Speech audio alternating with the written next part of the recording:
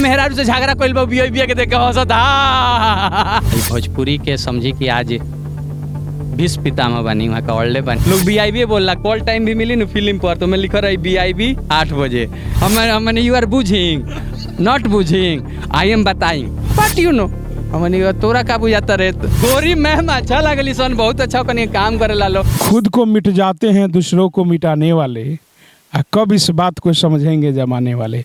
नमस्कार प्रणाम, मैं हूं अशोक मितवा और आप देख रहे हैं इंडिया वोकल न्यूज। और आज हम पटना में मौजूद हैं एक फार्म हाउस में और सूत्रों के हवाले से खबर मिली है कि यहाँ पे भोजपुरी के हास्य कलाकार, चमकते दमकते वायरल कलाकार वीआईपी गजेंद्र जी का शूटिंग चल रहा है। विजेंद्र जी का हम आगे बढ़ करके देखते हैं कि क्या यह हकीकत है, विजेंद्र जी सेट पे है कि नहीं है। आप सभी वीडियो में बना रहिए और आपसे अनुरोध है कि कृपया इस चैनल को आप सब्सक्राइब करें ताकि हमारा हर अपडेट आपको पता चले। आइए अंदर देखते हैं कि क्या हकीकत में विजेंद्र जी का शूटिंग यहाँ पे चल रहा है। आइए।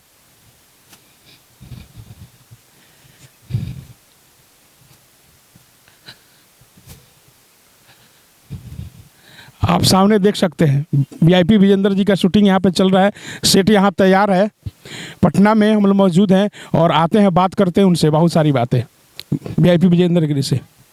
अरे सर नमस्कार सर, नमस्कार, बहुत बहुत स्वागत है सर हमारे चैनल। अरे आपको भी जे भी चैनल देख रहा बा सब लोग के दिल से बहुत बहुत धन्यवाद और उनका आशीर्वाद प्यार बना रहो। चैनल के ज़्यादा से ज़्यादा सब्सक्राइब करी, फेसबुक पे देखा तरी तो फॉलो करी, यूट्यूब पर सब्सक्राइब करी। कहीं से पता हमारा चलल हो कि भैया के शूटिंग है या चलता वीआईपी विजेंद्र जी के, तो हम कहने के बुझाता लंदन से आ गई बनी का दूना, तो खोजते खोजते खोजते खोजते पता चलल कि नया में शूटिंग चलता। तो लंदन से अइला के बाद कैसन लगता बिहार? लंदन तन ठंडा कम लगता है क्या तो जी माइनस में उनके टेम्परेचर में करत रही सन। 20 तारीख के हम ही नहीं आए, 21 से फिर शूटिंग शुरू हो गई मेम साहब के। आज अपन गाना के शूट चलता काट के बलेडवा से करे जवा जाना आकांक्षा म्यूजिक साइल बा। आ नया साल में आवता दूगो हमार भाई लड़ गई बड़ा सन प्रमोद आ खेसारी। तो वही पर एगो हम गौले बनी कि आरा छापरा के मुर्गा सन में रगड़ा भइल बा, एगो मुर्गिए खातिर नया साल में झगड़ा भइल बा। बात मुर्गिए खातिर भाई भाई में झगड़ा हो जाता। हाँ, एगो मुर्गिए खातिर। रउआ लोग तो हास्य कलाकार बने, पुरान बने, भोजपुरी के उठाव में राहुल बहुत भूमिका बा रउआ लोग ऐसा कलाकार के। तो जौन ही भोजपुरी डगमगाता तो जब ले रउआ लोग आगे ना आएम तो कि ठीक ना हो। देखिए हमनी के भोजपुरी से बानी सन, भोजपुरी हमनी से नहीं थे क्या तो जो भी कलाकार होला भोजपुरी से 2 रुपया कमाला और हर चीज़ के दौर आवेला। जब कहाला नु कि सांझी खान देखे में ढेर अन्हार होला, चाहे भोर होत में फेन ढेर अन्हार होला, तो एक मतलब सूरज निकले वाला बाड़े। तो ये डगमगात रही लेकिन अच्छा लोग अच्छा काम करता, निरंतर करता। आज गर्व के बात बा कि हमनी के फिल्म यहाँ भले झगड़ा होके पटना में चाहे बिहार में गायक के लेके, गाना के लेके, फिल्म के लेके, लेकिन हमनी के फिल्म आज लंदन में शूटिंग होता। आज गाना हमनी के लंदन में, लेकिन लंदन तक पहुँचाओ में बिहार के खुशबू या पहुँचाओ में लंदन तक में राउर सबसे ज़्यादा भूमिका हमनी के बा। लेकिन यसी फिल्म के बा, यसी फिल्म जी ले जाला प्रोड्यूसर अभय सिन्हा जी बानी। तो वहाँ के भाई भोजपुरी के समझी कि आज भीष्म पितामह बनी, वहाँ का ऑल्डे बनी। सारा कलाकार लागल बड़े चलत तवे। अच्छा, बहुत लोग कन्फ्यूजन में रहेला कि वीआईपी एक मतलब का होला भैया? वीआईपी माने कोनो है ना हो, कोनो चीज ना हो, वही एकर कोनो फुल फॉर्म होई ना, बेस्ट इंटरटेनर इन बिहार। अच्छा, वीआईपी करत करत रहुआ वीआईपी में बागल बारी। वीआईपी लोग आधा लोग वीआईपी बोलेला। अब तो हमारा नाम लोग बोलबे ना करे विजेंद्र सिंह, लोग वीआईपी बोलला। कॉल टाइम भी मिली ना फिल्म पर तो मैं लिख रहा वीआईपी 8 बजे, हम वीआईपी चलता। तो ओकरा के बेस्ट इंटरटेनर ऑफ बिहार ऐसे करके हम रखले बनी।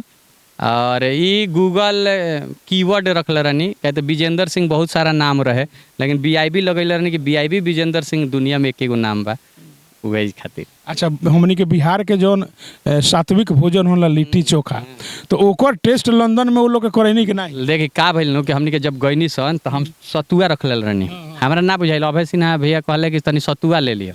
हम सतुआ अचार सब चीज़ लेके ऐसे गई रहनी।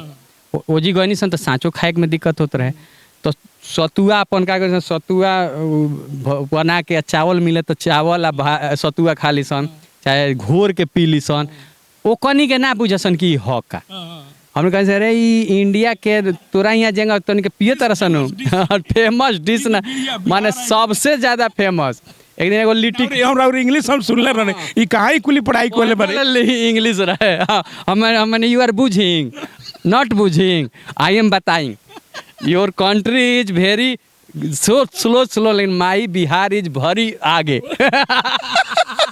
बस हम कहने के देखो कोनो चीज में ING लास्ट में लगा दी इंग्लिश हो गई पढ़िंग जाइंग खाइंग हंसिंग बस समझ आ जाए चाहिए वो सब कैसे बट यू नो हमने तोरा का बुझाता रहे हम कहनी देख तोर बात हमरा नहीं के बुझात हमार बात तोरा नहीं के बुझात बात खत्म फीलिंग नहीं समझेंगे नहीं समझाए तब पर भी बहुत सन के भोजपुरी सिखावे के कोशिश करनी ठीक बा अपन भाषा बढ़ेला ई फनी में आदमी होला देखिए ज़्यादा बुद्धिमान ना बने के चाहिए पब्लिक के इंटरटेन करे आइल बनी दिमाग देवे नहीं आइल दिमाग कलाकार दिमाग ना देला दिमाग देवे खातिर बहुत लोग बा कलाकार इंटरटेन करे वाला हमने के इंटरटेन करनी सन जैसे कर दी सन तो लोग ओकर लागेला खोजे कि एकर अर्थ का होई ई काहे बोलता रही गलत शब्द बा ई ना अरे ई कलाकार हउ अपना अनुसार बोलता तोरा खातिर फ्यूचर हो सकता हमरो वाला के फ्यूचर हम ओकरा के फचूरे पढ़े तबे लोग न हंसी तबे न तो बहुत अच्छा के नाम होई ना तो बहुत बुरा तो कुछ लोग फेसबुकिया जाला कहे कि गलत शब्द आप लिख दिए हमने गलत नहीं लिखले भाई वो जानबूझ के लिखा था कि हम इंटरटेन करें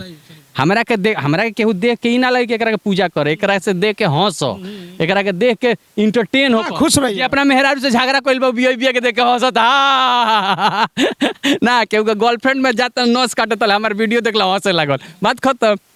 अच्छा पर्सनालिटी तो रउर इतना स्मार्ट बनी इतना मैंने सुशील सुंदर भगवान रउआ के बनैले बड़न लंदन गई रहनी तो कुछ और ही स्मार्टनेस बढ़ गई बा गाँव में करिया माटी बावे गाँव में धरती तो हमनी के करिया माटी पर देखे नहीं बड़ी दबेला ना उ माटी जल्दी तो हमनी के बैठल माटी है शुरू के बैठल माटी है ओकरा के नखोरबो करे एमे आसरा नहीं खाली खोरबा एमे कुछ डाल देबी ठीक रही आई ढेर दिन ले ठीक रही आई सब भगवान के दया है देखी सबसे बड़ा पर्सनालिटी के का होला रउरा अगर हंसत रहे नु तो राउर ऐसा ही जिंदगी हंसत रही और रउरा चार में रही ना तो देखी गम खातिर तो बहुत दुनिया बा अगर कोनो शब्द लेम तो रउरा दुखी होवे खातिर बहुत सारा कारण बा लेकिन खुश होके के कारण बहुत कम मिलेला हम चाहे नहीं कि जब तक हमार जान बा जब तक सांस बा हम लोग के खुश करत रही कि कितनो गम में रहे हम कितनो गम में रही लेकिन जब हमरा के लोग देखे लोग तो हंस देवे लोग इतना चीज रहेला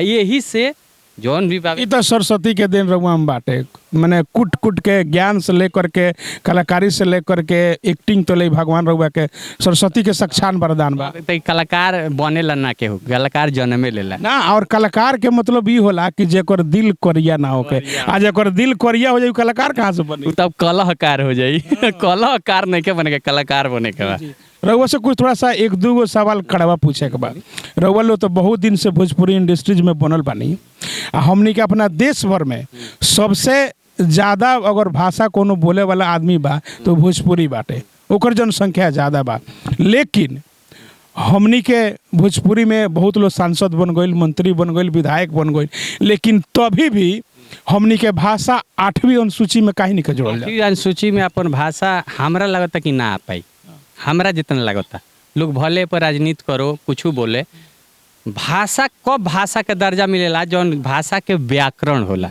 हमनी के भोजपुरी कोनो व्याकरण नहीं है ये कोनो भाषा ना है एगो दंत भाषा है जौन मुँह से कहे वाला काहे तो हर 10-15 किलोमीटर पर शब्द के मायने चेंज हो जाला हमनी यहाँ आरा में जौन बोलाला उ गोपालगंज में कम बोलाला हमनी के गोरखपुर में जौन बोलाला उ बक्सर में ना बोलाला तो हमनी के जौन भाषा बा तो भाषा के बनावे के पहले व्याकरण बनावे के कोशिश करी लेकिन लोग राजनीति करे खातिर लोग सोशल मीडिया में आवे खातिर बिना मतलब के मेन बात तो भोजपुरी शब्द के ज्ञाने नहीं खे केहू के लगे जब तक ज्ञान नहीं खे तब तक शब्दकोश ना बनी शब्दकोश ना बनी तो व्याकरण ना बनी व्याकरण ना बनी तो भाषा ना बनी वाह वाह वाह तो भाषा बनावे खातिर पहले व्याकरण बनाई व्याकरण काहे नहीं खे बनत शब्दकोश काहे नहीं खे बनत जे इंटेलिजेंट बा जे पढ़ल लिखल प्रोफेसर विद्वान बा वो भोजपुरी में रिसर्च ना करे काहे तो अगर भोजपुरी में करी तो ओकरा लगे कि 3rd क्लास चीज़ है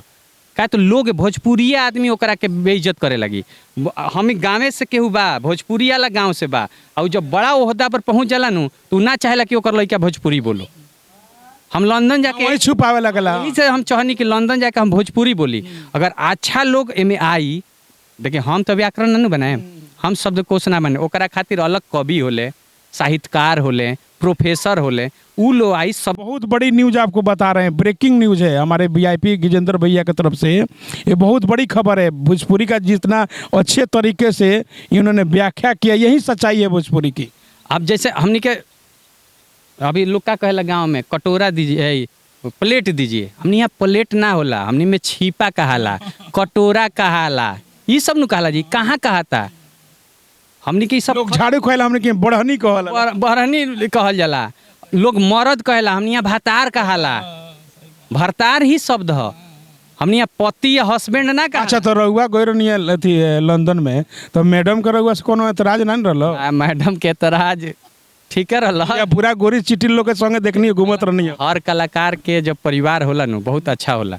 अगर हमार परिवार नहीं खराब होई तो रहुआ ना कहे हम, हाँ, कलाकार तो और ही छुपावेला लोग। जब ले कलाकार के परिवार अच्छा ना होई नु कलाकार आगे बढ़िए नहीं के सको। हाँ बिल्कुल, रउआ देख ली, रउआ एग्जाम्पल भी लौकत होई बहुत सारा कलाकार लोग के, ओकर गोड़ घिंचात होई।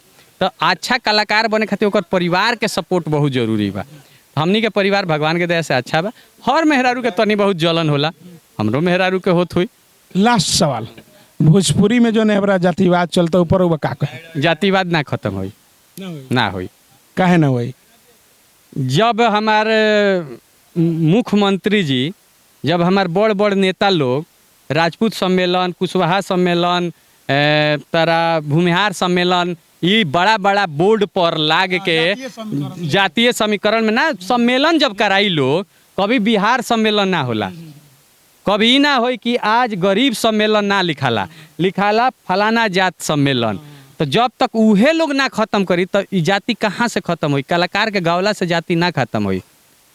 कलाकार तो देखो था बहरी निकली ना रौरा, एजी से लेकर गांधी मैदान तक जाई ना, 10 गो लिख जाई, कुशवाहा सम्मेलन, राजपूत सम्मेलन, यादव सम्मेलन, यादव मंच, तो उ लोग तो खुदे चाहता कि हो। तो कहाँ से रौरा हम खत्म कर देम? जाति कहियो खत्म ना हुई। एक कड़वा सत्य है, एक बोले खातिर केहू कुछ बोलो। यही सच्चाई है भैया का। देखिए बहुत बड़ी बात बता रहे हैं आपको, और आपसे बात करके, आपसे मिल करके मुझे बहुत लगा।